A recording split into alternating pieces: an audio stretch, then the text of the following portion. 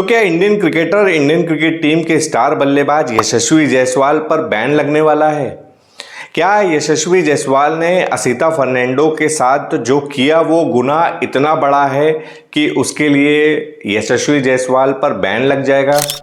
मतलब एक शानदार करियर यशस्वी जायसवाल का चलता चला आ रहा है, भले ही उनका टेस्ट क्रिकेट ही अभी हमको देखने को ठीक से मिलता हो, उस पर ब्रेक लग जाएगा, कुछ मैचेस के लिए बैन लग जाएगा। मतलब टीम इंडिया अगर अगली सीरीज खेलेगी न्यूजीलैंड के अगेंस्ट टेस्ट मैच की, तो वहां पर हमको नहीं दिखाई देंगे यशस्वी जायसवाल। दरअसल ये सब बातें मैं आपसे इसलिए कर रहा हूं क्योंकि श्रीलंकन बॉलर असिता फर्नांडो के साथ यशस्वी जायसवाल का जो कुछ भी लफड़ा हुआ, उसके बाद से यही सवाल उठ रहे हैं कि यशस्वी जायसवाल इसके दोषी हैं और यशस्वी जायसवाल पर बैन लगेगा। तो क्या वाकई यशस्वी जायसवाल पर बैन लगेगा? क्या वाकई यशस्वी जायसवाल 2, 3, 4, 5 या कम से कम 10 मैचों के लिए बैन किए जा सकते हैं? आईसीसी का रूल क्या कहता है? ये सारी चीजें आपसे मैं इस वीडियो में डिस्कस करूंगा, आपको बताऊंगा कि पूरा माहौल दरअसल बिगड़ा क्यों यशस्वी जायसवाल जाके असिता फर्नांडो से भिड़ गए और आईसीसी के नियम कहते क्या हैं। देखिए, टीम इंडिया ने टॉस जीता था, बहुत बेहतरीन बल्लेबाजी कर रहे थे यशस्वी जायसवाल और केएल राहुल। बहुत शानदार ओपनिंग जैसे पिछले मैच में दी थी, इस मैच में भी दी।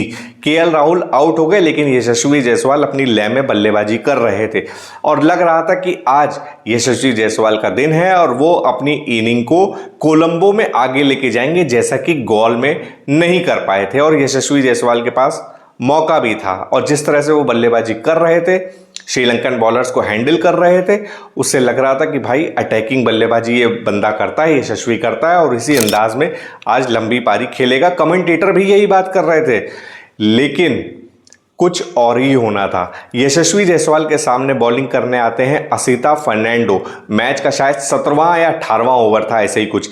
असिता फर्नांडो बॉलिंग करने आते हैं। यशस्वी जायसवाल, मैंने आपको बताया, अपनी लय में थे। असिता फर्नांडो की 3 बॉल पर 3 ताबड़तोड़ चौके मारते हैं, जबरदस्त शॉट्स मारते हैं। मतलब 3 बॉल पर टेस्ट मैच में 3 चौके अगर आप किसी बॉलर को मारोगे तो वो खुन्नस तो खा ही जाएगा, क्योंकि भाई वो तो आपको आया है लीव कराने, आपको आउट करने। लेकिन आप टेस्ट क्रिकेट में बॉल लीव करने की बजाय 3 बॉल पे 3 चौके अगर मारोगे तो बॉलर तो झुल्लाएगा, और यही हुआ कुछ असिता फर्नांडो के साथ। आज यशस्वी जायसवाल 3 चौके लगातार मारते हैं असिता फर्नांडो को और अपने निजी स्कोर यानी 45 पर पहुंच जाते हैं। लेकिन असिता फर्नांडो वहां पर हार मारने वालों में से नहीं थे। असिता फर्नांडो ने ओवर की शायद आखिरी गेंद थी, वो इतनी ज़बरदस्त फेंकी और वो टप्पा खाने के बाद अंदर आई और यशस्वी जायसवाल उसको बैकफुट पर खेलने चले गए। यही गलती कर गए और इसी चक्कर में यशस्वी जायसवाल अपना विकेट गंवा बैठे, बोल्ड हो गए। अब जैसा कि मैंने आपको बताया, यशस्वी जायसवाल 3 चौके असिता फर्नांडो को मार चुके थे, वो भी टेस्ट क्रिकेट में, वो भी एक फास्ट बॉलर को। जब आप 3-4 चौके तबड़िया दोगे किसी भी फास्ट बॉलर को, तो वो खुन्नस खाएगा और असिता फर्नांडो के साथ भी यही हुआ।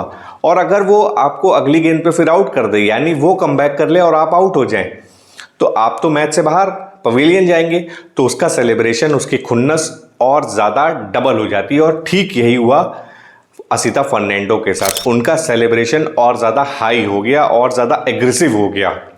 3 चौके वो खा चुके थे, गुस्से में थे, उसी गुस्से में, उसी एग्रेशन में वो एग्रेसिवनेस जो है यशस्वी जायसवाल के साथ उस सेलिब्रेशन में आया जो विकेट के बाद असिता फर्नांडो ने किया। असिता फर्नांडो का जो सेलिब्रेशन था काफ़ी एग्रेसिव था, वो अपनी लैंग्वेज में कुछ बोल रहे थे, यशस्वी जायसवाल निराश होकर लौट रहे थे। इतने में असिता फर्नांडो के पास कुछ टीममेट्स आते हैं, सेलिब्रेशन करते हैं। उतने में टीममेट्स के साथ खड़े असिता फर्नांडो को जब यशस्वी जायसवाल पास कर रहे होते हैं, असिता फर्नांडो यशस्वी जायसवाल को इसी बीच में कुछ बोल देते हैं। आप फोटो में देख सकते हैं कि यशस्वी जायसवाल पहले जा रहे हैं, आपने देखा भी होगा वीडियो में।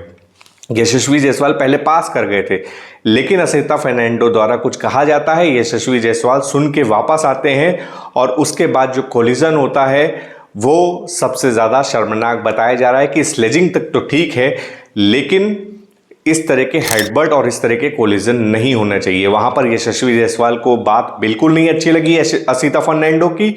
वो आए और उन्होंने हेडबट किया, यानी अपना हेलमेट पहने हुए थे, हेड से उनके हेड पर एक तरह से मारा इस तरह करके, जो कि आईसीसी के रूल्स के खिलाफ है, बिल्कुल खिलाफ है। और इसके बहुत कड़े नियम हैं आईसीसी के, बहुत ज़्यादा कड़े। इसीलिए मैंने कहा क्या बैन लग सकता है यशस्वी जायसवाल पर। तो देखिए अगर सब कुछ हुआ तो बैन भी लग जाएगा, इस पर मैं आऊँगा।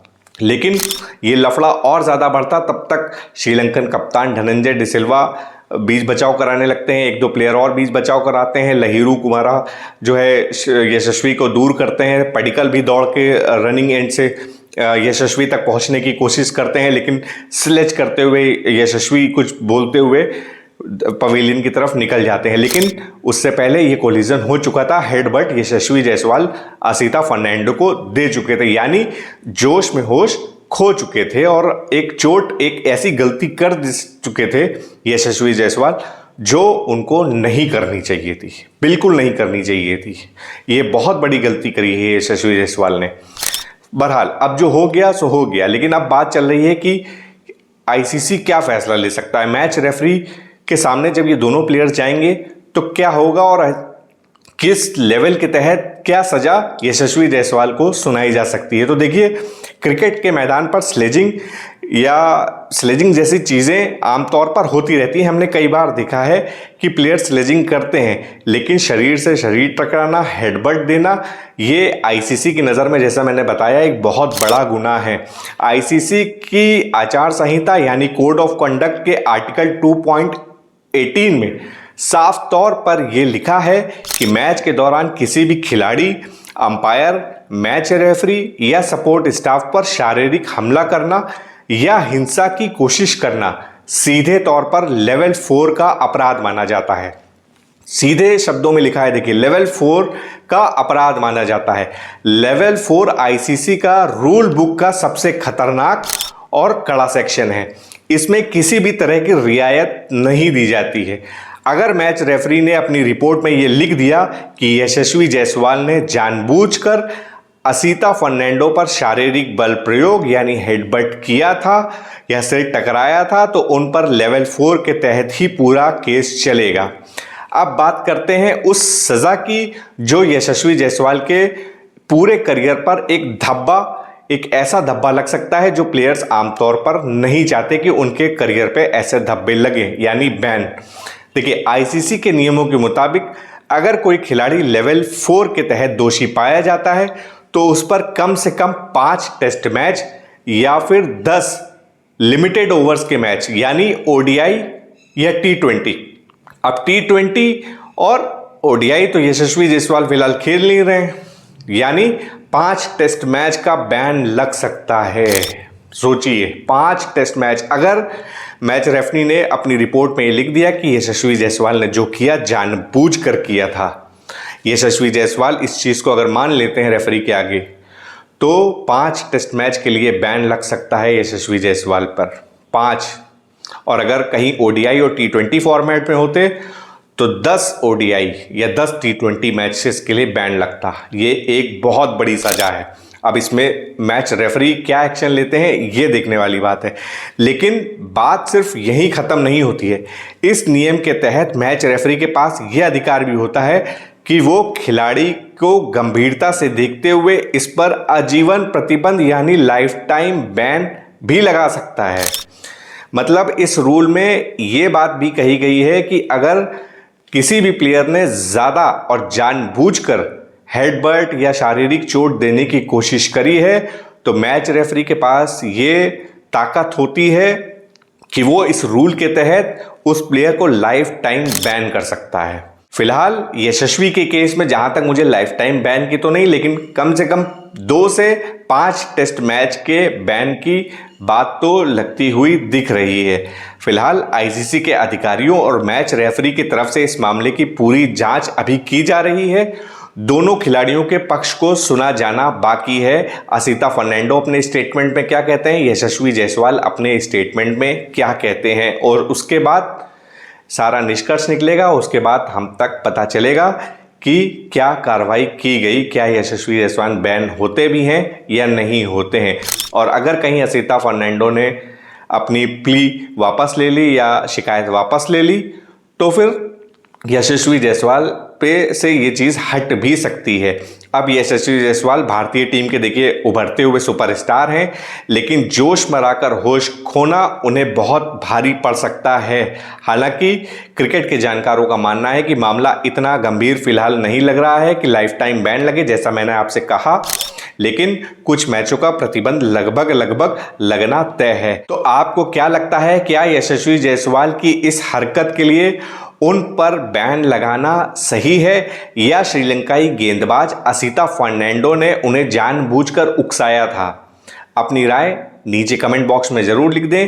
क्रिकेट की हर एक इन डेप्थ एनालिसिस के लिए चैनल क्रिकेट फाल्कन को सब्सक्राइब जरूर कर लें।